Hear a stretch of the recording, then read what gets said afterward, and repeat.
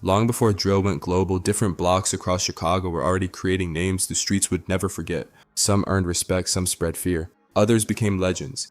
Years later, their names still carry weight. In this series, we're looking at how the streets still talk about the people behind those names. But before we talk about 051 Melly, you first need to understand 051.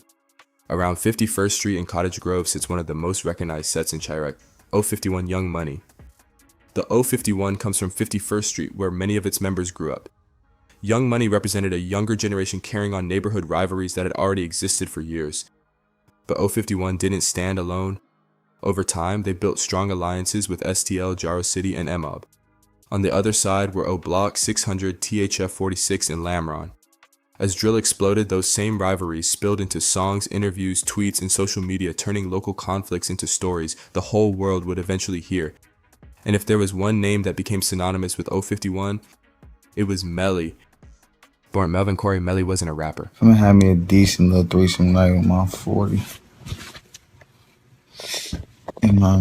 He became one of the most talked about street figures to ever come out of Chicago. The streets said he had caught multiple bodies.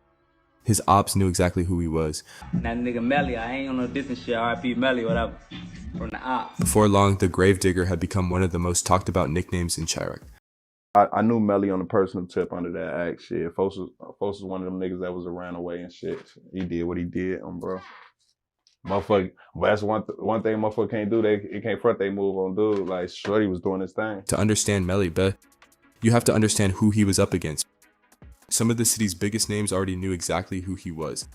Among them was one of the most infamous sets in drill history, better known as O Block, home to names like King Von, T. Roy, and Boss Top.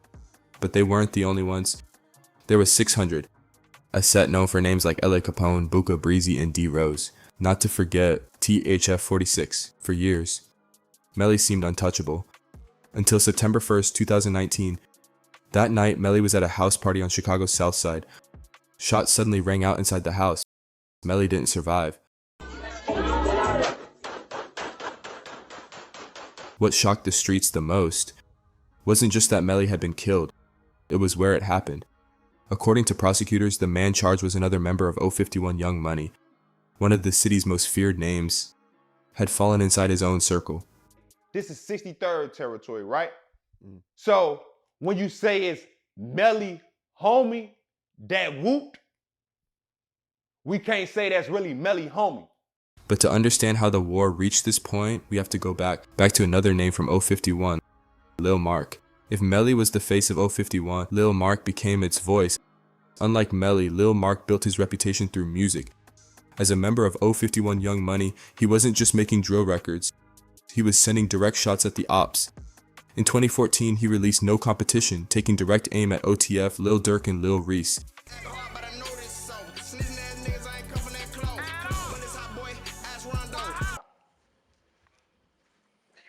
Out here. I'm on fast, boy. I been out here. I stay out here, boy.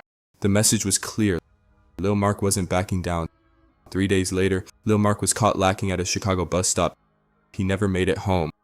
Almost immediately, the rumors started spreading. The streets pointed in one direction, O Block.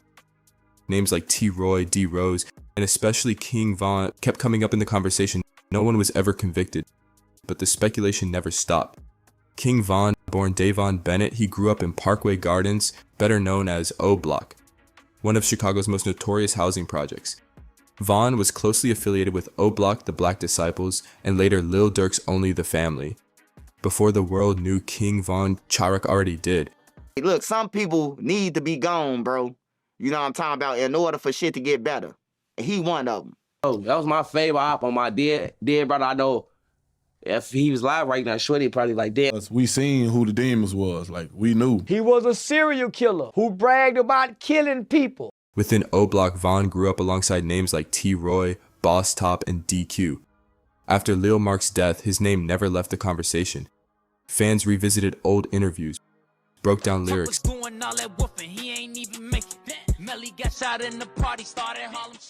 To this day, people are still trying to connect the dots, arguing over the body count. Years later, the war is still making headlines. Federal prosecutors alleged that retaliation for King Von's death eventually pulled Lil Durk into one of the biggest cases of his career. For some, that was proof the story never really ended. It just found a new chapter. Thanks for watching. If you enjoyed this episode, don't forget to like and subscribe. And let me know who should be next. KTS Von, Lil Jojo, let me know in the comments.